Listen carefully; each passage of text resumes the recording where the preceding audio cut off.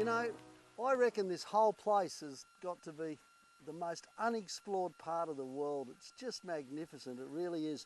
And thanks to my mate Dean Cummins here from Darwin, we've been having an absolute ball with his truck, haven't we, mate? Been having a great time, Ruthie, yeah. Yeah, I reckon. Anyway, we'd better get back into it. We've still got a bit to do, haven't we? No worries.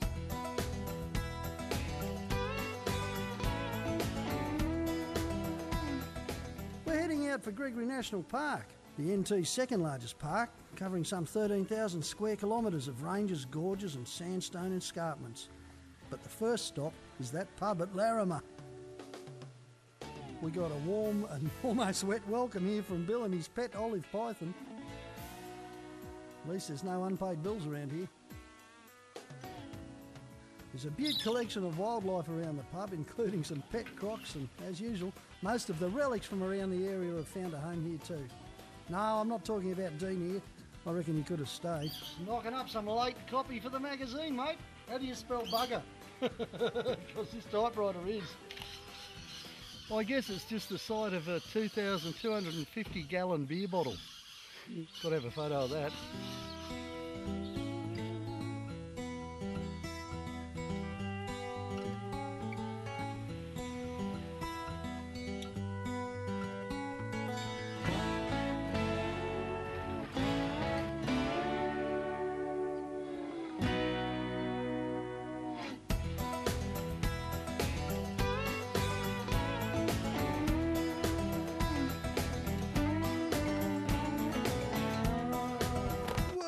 Poor bugger, he jumped the wrong way.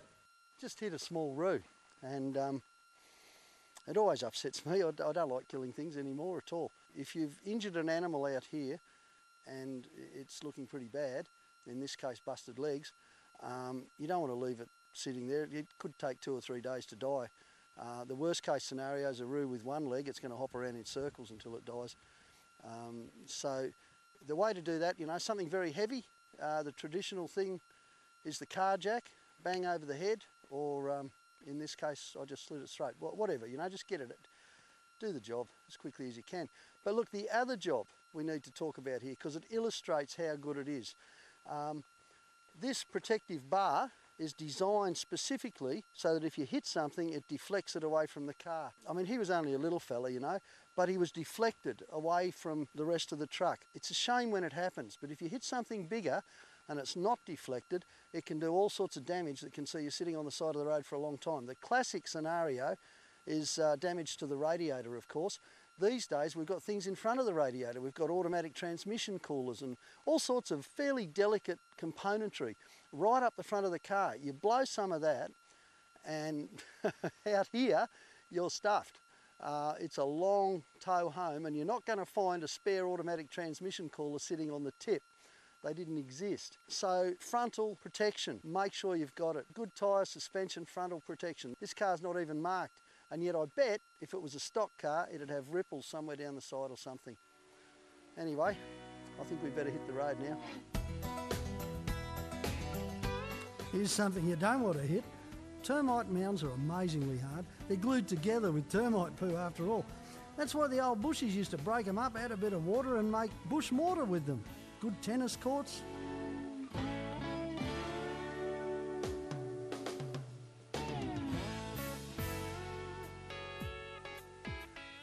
You know, the sheer vastness of the territory alone is just fabulous, but there's always danger here. It's not a great place to break down on your own.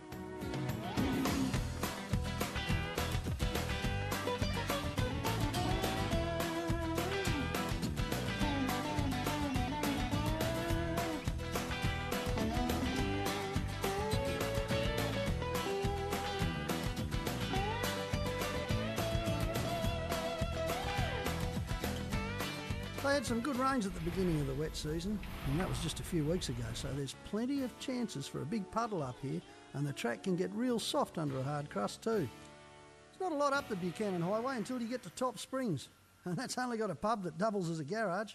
And there's always some interesting characters hanging around with weird ways of making a living. Dave's a rockhound. One of the things people forget about the Outback is that it's the last huge untapped resource we've got of geological specimens too. It's not just the flora and fauna, it's the rocks. You can see history in the rocks, can't you? Oh, It's just big time. fantastic. And gems and valuable stones and all this sort of stuff. Dave, you're out here near Top Springs looking for this stuff, preonite. Yep, that's the Yeah. one. This is a preonite. You can see it forms in a striation crystal in the vugs in the basalt, and then the white tips in it there, that's naturalite. This is amethyst, is it? Yep, yeah, that's a quartz, just an iron stained quartz, that's what gives it the purple. So, It's a beautiful crystal, isn't it? very nice, yeah, Yeah. yeah. I like them a lot more than the preonite personally, but yeah, more money in the preonite, so.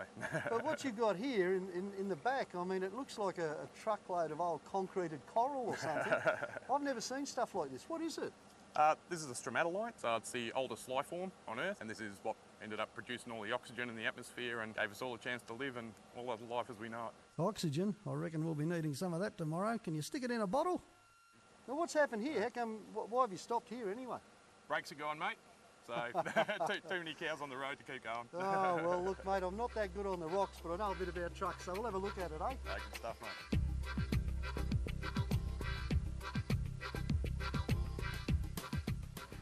Dave's truck has blown the rear brake caliper. It's not an unusual thing. The way around it, the best way around it is just to block off that line somehow. And in this case, because there's a lot of corrosion underneath, we're not really going to go too far into the system.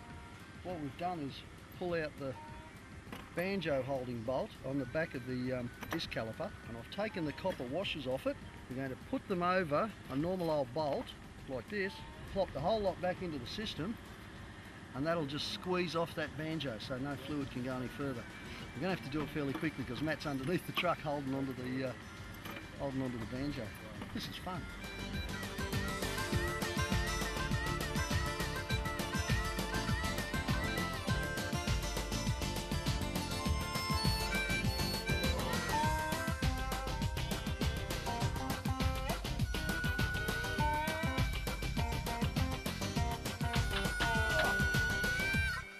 It's the best I can do, Dave. Thanks very much, Ruthie. No worries at all, Dave. Good on you, mate. Meanwhile, out front of the pub, some of the locals were making their own repairs.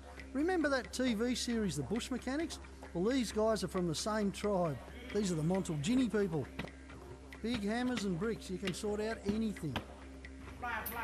This is the bit that's dangerous. Normally when you do a split rim at a tyre service, they have it all inside a cage in case the whole lot doesn't explode. Guys aren't too worried, they just fixed it.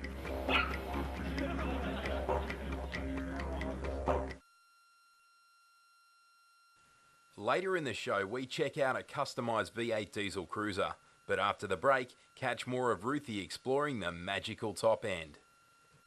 Australian Four-Wheel Drive Action is Australia's leading four-wheel drive magazine with over 20,000 subscribers. If you're not a subscriber, you're missing out. Simply purchase a 10-issue subscription to Australian Four-Wheel Drive Action and you'll receive a free 5-issue subscription to Gold Label Edition. Be part of the Four-Wheel Drive Action family and get all the latest four-wheel drive news and happenings before your mates. Simply free call 1800 801 647 or visit www.fourwheeldriveaction.com.au and receive all the benefits by subscribing today.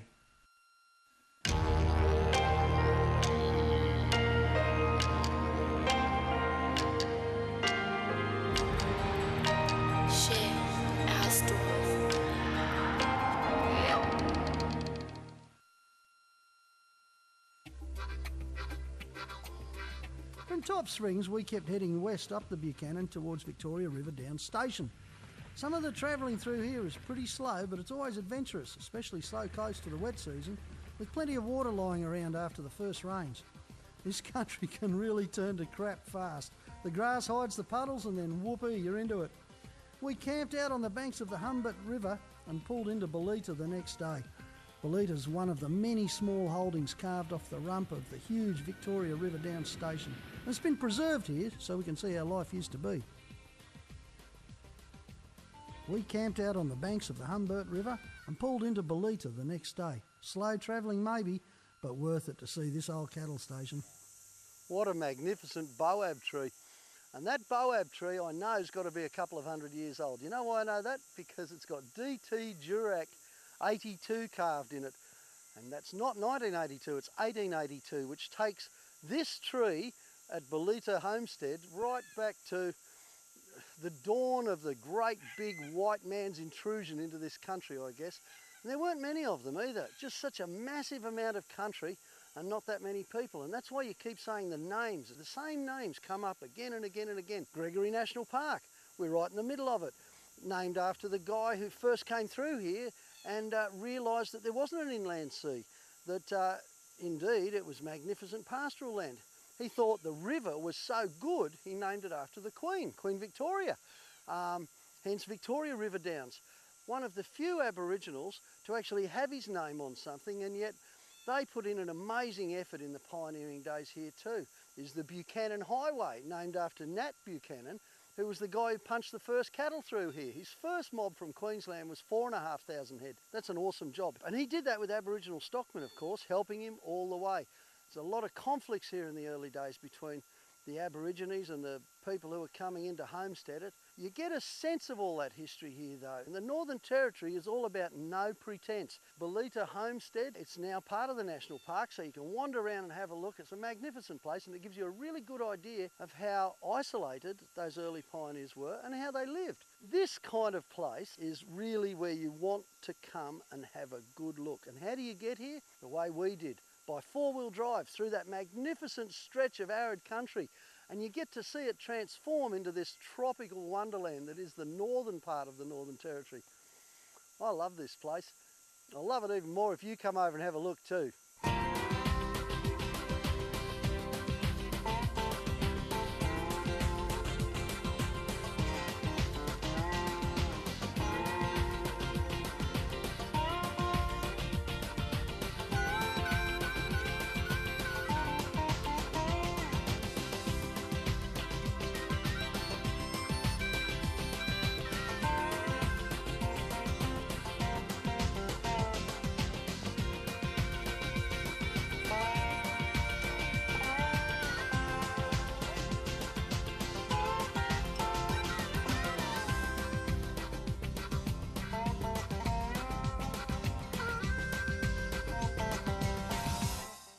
Andy Mortimer's a mate of mine who runs his own tour business called Guided by Nature, and he's got a uni degree in biology too.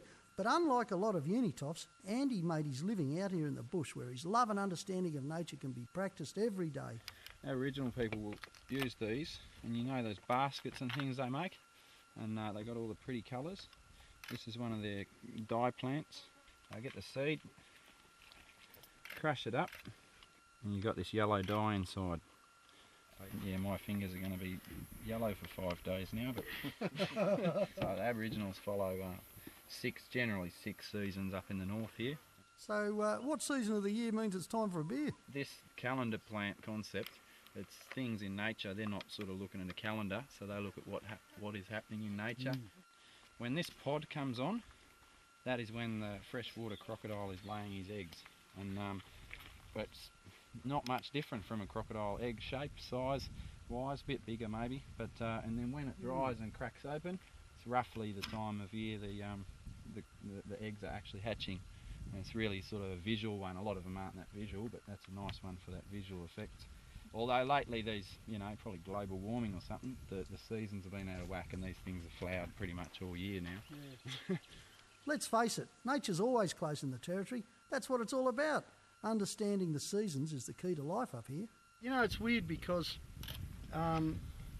okay, you see it up here in the Territory because it's so raw and it's still happening, but I know even around Brisbane on the mud flats, where I live, the seasons and what's in the sea is dictated by what's flowering on the land. Yeah. So it's the same thing, and like the old Aboriginal law is that when the wattle's on, the tailor are biting. This kind of stuff, and if the fishermen know that, like the local guys know that, they know that mud crabs are best when the pandanus leaves are dropping and just stuff like that. So it's the same thing, isn't it? Tells Really? them when animals are fat and good to eat. Yeah.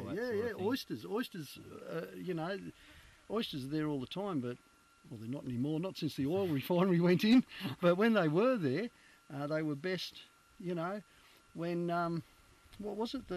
Some gull migrates from north to south. I'm not big on the birds, but not the ones that don't wear bikinis anyway.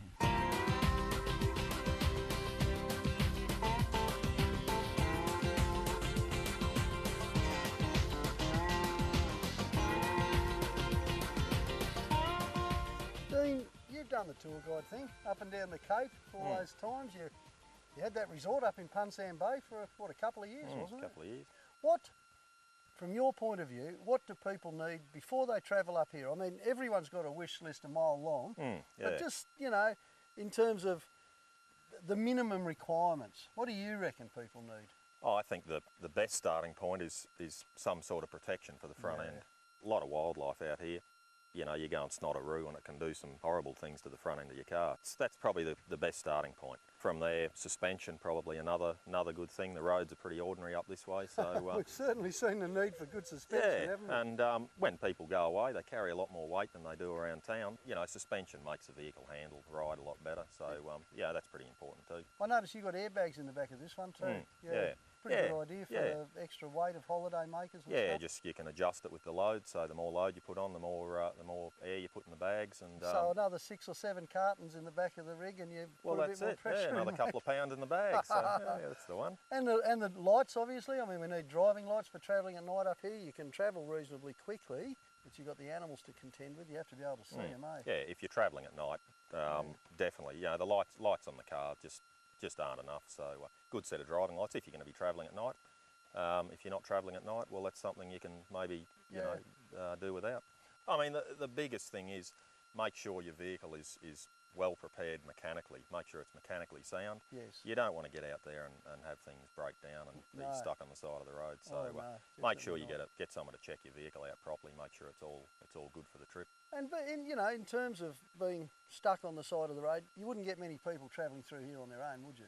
Well, we haven't seen anyone for a few days, so exactly. it's pretty isolated country, some parts of the territory. So yeah, you do need to be well prepared. Yeah, food, water, all that sort of stuff. Yeah. I mean, we've seen that so many times the last few days where the track looked dry and it looked easy, it even looked quick, and then you duck around the corner, there's a great big soggy patch, you know, and bingo, you could be stuck there for days. I guess part of the trick there is really, especially for first timers, you want to be travelling with someone. You know, at least that way you've got a second chance, haven't you? Yeah, I think travelling in these remote areas, it's a really good idea to have another vehicle or two with you. If you don't, some sort of communication, you know, sat phone, HF radio, something like that, EPIRB. If something does go wrong, you've got that line of communication. You've got to bail out. Yep. Dean hates rattles. He absolutely hates rattles. Everything you look at on Dean's truck is strapped on, rubbered down, tied down somehow so it can't shake around. I think the point probably needs to be made. A lot of people don't realise that when things are moving, that's when they're going to break. Exactly right. If you've got a fridge in the back of the car that's bouncing around the place, it's not going to last. Not going to last too long. So everything needs to be strapped down. A good cargo barrier. If you do, you know, a lot of these areas you've got to brake fairly suddenly. If you've got a fridge sitting in the back, it can come. You know, nothing worse than a fridge hitting you back in the back of the head. So. Talking about fridges hitting in the back of the head, is your fridge strapped down? Yeah, definitely. Yeah. Well, let's go and check it out. We'll go and grab Come a beer. on, mate.